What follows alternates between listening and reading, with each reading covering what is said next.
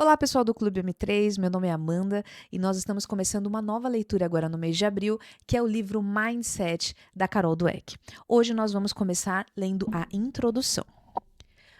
Um dia, meus alunos se reuniram comigo e me obrigaram a escrever este livro. Queriam que outras pessoas pudessem utilizar nosso trabalho para melhorar suas vidas. Era um projeto que eu queria realizar havia muito tempo e se tornou minha prioridade. Meu trabalho faz parte de uma tradição da psicologia que mostra o poder das crenças pessoais. Podemos ter ou não consciência dessas crenças, mas elas têm forte influência sobre aquilo que desejamos e sobre nossas chances de consegui-lo. Essa tradição demonstra também como a mudança das crenças individuais, mesmo as mais simples, é capaz de produzir efeitos profundos. Com este livro, você aprenderá como uma simples crença a respeito de si mesmo, uma crença que descobrimos em nossas pesquisas, orienta grande parte de sua vida. De fato, permeia cada parte de sua vida. Uma parcela significativa do que você acredita ser sua personalidade, na verdade, é gerada por esse mindset. E muito do que impede a realização do seu potencial é também produto dele. Até hoje, nenhum livro explicou como funciona esse mindset, nem demonstrou como é possível colocá-lo em nossa vida. Rapidamente você compreenderá os grandes homens e mulheres, nas ciências e nas artes, nos esportes e nos negócios, assim como aqueles que não conseguiram se destacar. Compreenderá como seus parceiros, seu chefe, seus amigos e seus filhos, e verá como libertar seu potencial, assim como o de seus filhos. É um privilégio partilhar minhas descobertas com você, além de relatos sobre as pessoas que participaram de minha pesquisa.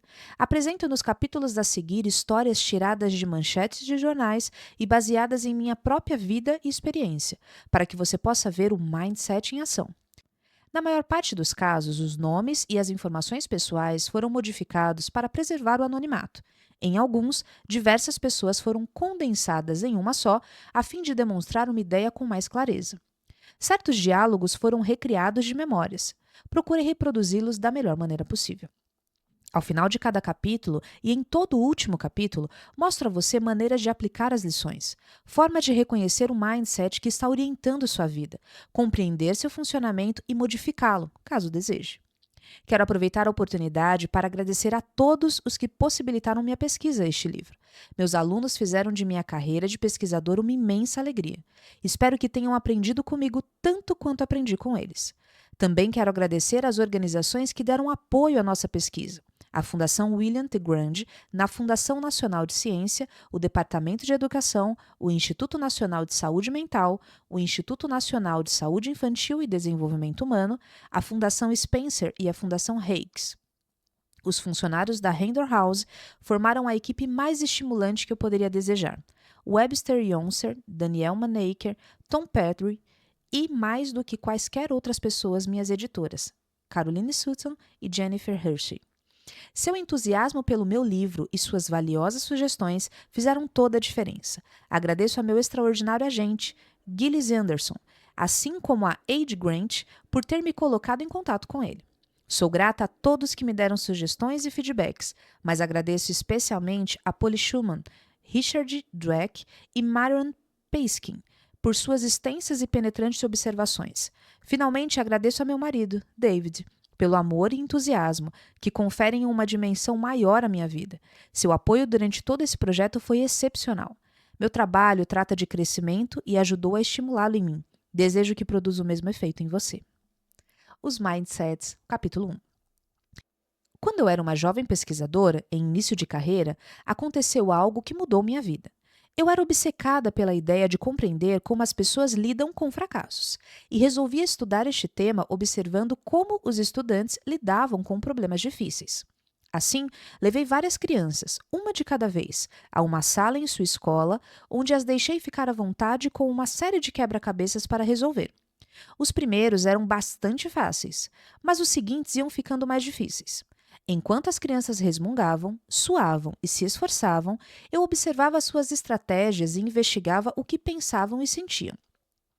Esperava encontrar diferenças no modo como enfrentavam as dificuldades, mas percebi uma coisa que jamais havia imaginado. Diante dos quebra-cabeças difíceis, um menino de 10 anos puxou a cadeira para mais perto, esfregou as mãos, estalou os lábios e exclamou: Adoro um desafio. Outro, lutando com os quebra-cabeças, ergueu os olhos com uma expressão satisfeita e disse, com um ar de autoridade: Sabe, eu já esperava aprender alguma coisa com isso. O que há de errado com eles? Pensei. Sempre havia achado que uma pessoa ou sabia lidar com o fracasso ou não sabia. Nunca imaginara que alguém pudesse gostar do fracasso. Essas crianças seriam excepcionais ou teriam encontrado alguma coisa nova? Todos temos um exemplo a seguir. Alguém que nos indicou o caminho num momento crítico de nossas vidas. Aquelas crianças se tornaram meus modelos de comportamento. Evidentemente, sabiam algo que eu desconhecia. E eu estava decidida a descobrir o que era. A entender o tipo de mindset capaz de transformar o fracasso em um dom. Que sabiam elas? Sabiam que as qualidades humanas, tais como as habilidades intelectuais, podiam ser cultivadas por meio do esforço. E era isso que estavam fazendo, tornando-se mais inteligentes. Não apenas o fracasso não as desestimulava, como nem sequer imaginavam que estivessem fracassando. Achavam que estavam aprendendo. Eu, por outro lado, achava que as qualidades humanas eram esculpidas em pedra.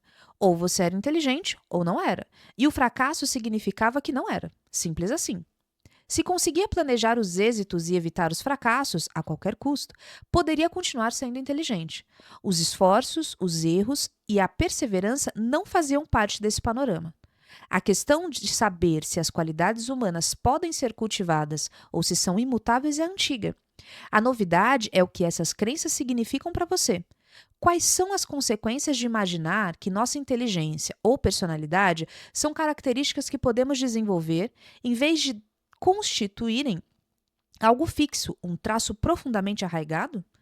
Examinaremos inicialmente o antiguíssimo e feroz debate a respeito da natureza humana e em seguida voltaremos à questão de saber o que tais crenças significam para você. Por que as pessoas são diferentes? Desde o começo dos tempos, as pessoas pensaram, agiram e viveram de modo diverso uma das outras. Obviamente, alguém iria querer saber por que as pessoas eram diferentes. Por que algumas são mais inteligentes ou mais éticas? E se havia alguma coisa que as tornava permanentemente distintas? Essa questão foi vista de duas maneiras pelos estudiosos. Alguns afirmavam que havia forte base física para as diferenças, que as tornava inevitáveis e inalteráveis. Ao longo do tempo, a essas alegadas diferenças físicas foram acrescidos as protuberâncias cranianas, frenologia, o tamanho e a forma do crânio, craniologia, e hoje em dia, os genes. Outros apontaram para a grande diversidade de formação de cada pessoa, suas experiências, o treinamento ou formas de aprendizado. Talvez você se surpreenda ao saber que um dos grandes defensores dessa opinião foi Alfred Binet, inventor do teste de quociente de inteligência, QI. Seria o objetivo deste teste resumir a inteligência imutável das crianças? Na verdade, não. Binet, francês, que trabalhou em Paris no início do século XX, pretendia identificar as crianças que não estivessem obtendo êxito no aprendizado nas escolas públicas parisienses, a fim de possibilitar a criação de novos programas educativos que permitissem a sua recuperação. Sem negar as diferenças individuais nos intelectos infantis, Binet acreditava que a educação e a prática seriam capazes de produzir mudanças fundamentais na inteligência. Eis um trecho de uma das principais obras, Ideias Modernas sobre as Crianças, no qual ele se resume o trabalho que realizou com centenas de crianças que tinham dificuldades de aprendizado. Alguns filósofos modernos afirmam que a inteligência de um indivíduo é uma quantidade fixa, uma quantidade que não pode ser aumentada. Devemos reagir e protestar contra esse pessimismo brutal. Com a prática, o treinamento e, acima de tudo, o método, somos capazes de aperfeiçoar nossa atenção, nossa memória e nossa capacidade de julgamento, tornando-nos literalmente mais inteligentes do que éramos antes. Quem terá razão? Hoje em dia, a maioria dos especialistas concorda que não há uma única resposta. Não se trata de natureza ou estímulo, genes ou meio ambiente. A partir da concepção, há um intercâmbio constante entre uma coisa ou outra. Com efeito, como diz Gilbert Gullibiet, eminentemente neurocientista, não apenas os genes e o meio ambiente cooperam entre si à medida que nos desenvolvemos, como os genes necessitam da contribuição do meio ambiente a fim de funcionar de maneira adequada. Ao mesmo tempo, os cientistas estão percebendo que as pessoas têm maior capacidade do que se havia imaginado para aprender e desenvolver o cérebro durante toda a vida. É claro que cada um possui uma dotação genética específica. As pessoas podem ter diferentes temperamentos e aptidões no início de suas vidas, mas evidentemente a experiência, o treinamento e o esforço pessoal conduzem-nas no restante do percurso. Robert Sternberg, o guru da inteligência na atualidade, escreveu que o principal modo de aquisição de conhecimento especializado não é alguma capacidade prévia e fixa, e sim a dedicação com o objetivo. Ou, como reconheceu seu precursor, Binet, nem sempre as pessoas que começam a vida como as mais inteligentes acabam sendo as mais inteligentes. O que tudo isso significa para você? Os dois tipos de mindset. Ouvir opiniões de hábitos sobre assuntos científicos é uma coisa. Outra é compreender de que forma essas opiniões se aplicam a você. Minhas pesquisas ao longo de 20 anos demonstraram que a opinião que você adota a respeito de si mesmo afeta profundamente a maneira com a qual você leva a vida. Ela pode decidir se você se tornará a pessoa que deseja ser e se realizará aquilo que é importante para você. Como acontece isso? Como pode uma simples crença ter o poder de transformar sua psicologia e, consequentemente, a sua vida? Acreditar que suas qualidades são imutáveis, o mindset fixo, cria a necessidade constante de provar a si mesmo seu valor. Se você possui apenas uma quantidade limitada de inteligência, determinada personalidade e certo caráter moral, neste caso terá que provar a si mesmo que essas doses são saudáveis. Não lhe agradaria parecer ou sentir-se deficiente quanto a essas características fundamentais. Alguns de nós aprendemos a adotar esse mindset desde a tenra infância. Ainda criança, eu me preocupava em ser inteligente, mas o verdadeiro mindset ficou, na verdade, marcado em mim por causa da senhora Wilson, minha professora da sexta série. Ao contrário de Binet, ela acreditava que os resultados de QI revelavam exatamente quem eram as pessoas. Nossas carteiras na sala eram arrumadas em ordem de QI, e somente os alunos de QI mais elevado eram encarregados de transportar a bandeira, cuidar dos apagadores ou levar um bilhete ao diretor. Além da ansiedade que diariamente provocava com sua atitude julgadora, criava também um mindset fixo no qual cada criança da classe tinha um objetivo primordial: parecer inteligente, não boba. Quem poderia se ocupar de aprender ou achar isso divertido quando a totalidade de nosso ser se sentia ameaçada cada vez que ela nos dava uma prova ou nos interrogava na aula? Já vi inúmeras pessoas que têm um único objetivo essencial de provar a si mesmas, na sala de aula, em suas carreiras e em seus relacionamentos. Cada situação exige uma confirmação de sua inteligência, personalidade ou caráter. Cada situação passa por uma avaliação. Terei sucesso ou fracassarei? Farei papel de tolo ou me mostrarei inteligente? Serei aceito ou rejeitado? Vou me sentir vencedor ou derrotado? Mas não é o fato que nossa sociedade valoriza a inteligência, a personalidade e o caráter? Não é normal querer desenvolver essas características? Sim, mas há outro mindset no qual essas características não são simplesmente como cartas de baralho que você recebe e com as quais você tem que viver, sempre tentando convencer a si mesmo e aos demais que tem um bom raio flush nas mãos, quando no íntimo teme ter somente um par de 10. Nesse outro mindset, as cartas recebidas constituem apenas o ponto de partida do desenvolvimento. Este mindset de crescimento se baseia na crença de que você é capaz de cultivar suas qualidades básicas por meio de seus próprios esforços. Embora as pessoas possam diferir umas das outras de muitas maneiras, em seus talentos e aptidões iniciais, interesses ou temperamentos, cada um de nós é capaz de se modificar e desenvolver por meio do esforço e da experiência. Será que as pessoas dotadas desse mindset acreditam que qualquer um pode se tornar qualquer coisa? Que qualquer pessoa com a motivação ou a instrução adequada pode se transformar em um Einstein ou em um Beethoven? Não, mas acreditam que o verdadeiro potencial de uma pessoa é desconhecido e impossível de ser conhecido.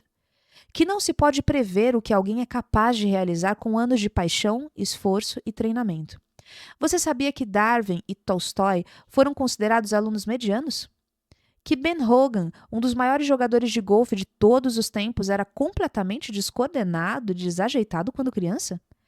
Que a fotógrafa Cindy Sherman, que aparece praticamente em todas as listas dos artistas mais importantes do século XX, foi reprovada em seu primeiro curso de fotografia?